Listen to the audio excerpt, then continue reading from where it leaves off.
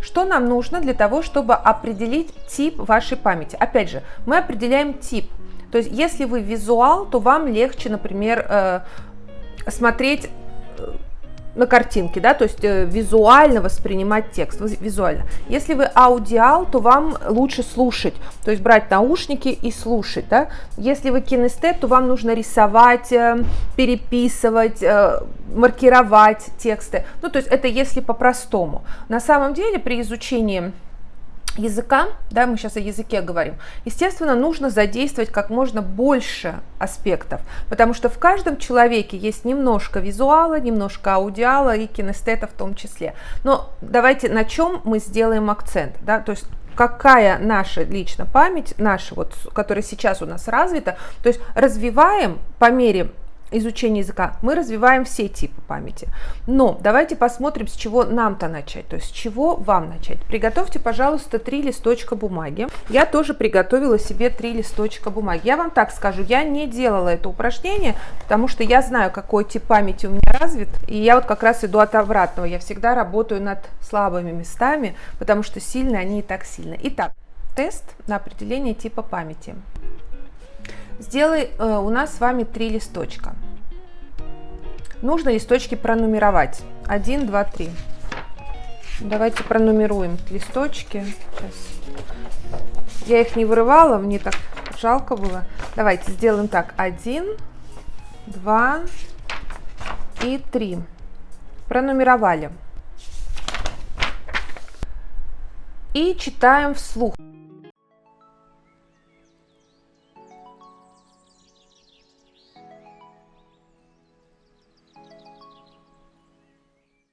А теперь нужно закрыть текст и написать то, что запомнил. Батюшки мои, можно еще раз прочитать. Так, я пишу, короче говоря. Лампа, яблоко, карта, дом, кошка, газета, гроза.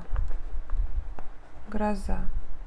Яблоко, карта, дом, кошка, газета. Больше не помню. Так, кто у нас еще был? Так, лампа, яблоко, карта, гроза. А, утка, мяч, лист. Я не запомнила. Я не запомнила 3 слова. 1, 2, 3, 4, 5, 6. Так, 1, 2, 3, 4, 5, 6, 7, 8, 9, 10 слов было дано. Я запомнила 1, 2, 3, 4, 5, 6, 7. Ну да, 3 не запомнила. Ладно, написали. А вы делаете уже сами. Да? То есть вот эти слова напишите себе, прочитайте их. И потом... А если вы их напишете, то уже будет эксперимент нечистым. Так, прочитайте слова про себя и представьте эти предметы. Да, это вот...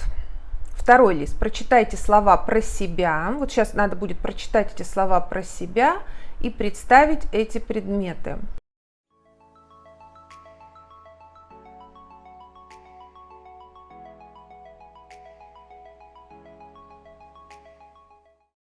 Так, надо сейчас прочитать, представить про себя. Боже, как сложно. Это для меня сложнее, наверное. Сейчас напишу.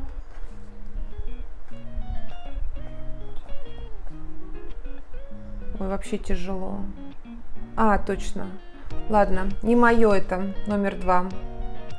Прочитайте слова и запишите каждое слово в воздухе.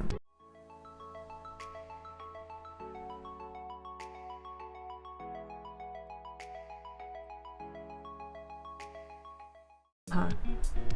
Так, прочитайте слова и запишите каждое слово в воздухе. А, ну так попроще будет. Коньки. Ой, а вот этот. Самовар. Вар. А может, на ручке писать? Самовар. Пила. Пила или пила? Лодка. Лодка. Прогулка. Загадка. Стол. Хлеб. Ну, я уже поняла, кто я. И сок.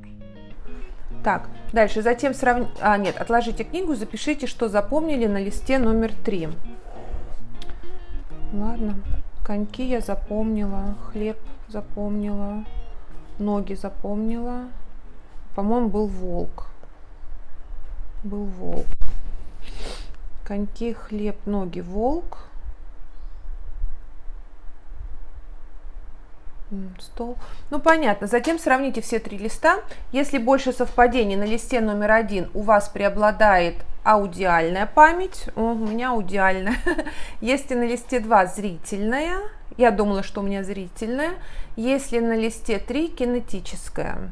Кинестическая.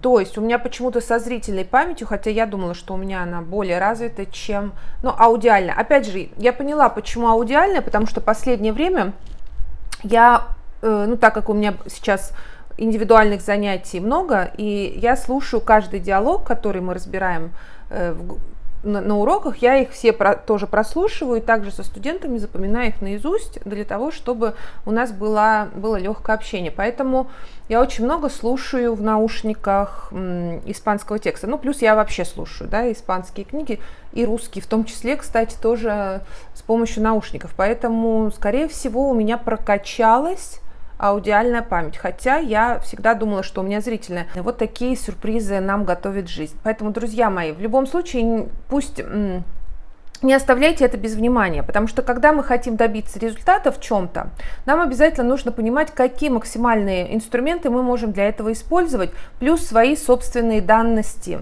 то, что нам дала природа, вот лучше всего это эксплуатировать, потому что не секрет ни для кого, что классическая система преподавания языка, она очень устаревшая, она не ведет к конечному результату, а конечный результат у каждого должен быть измеряем.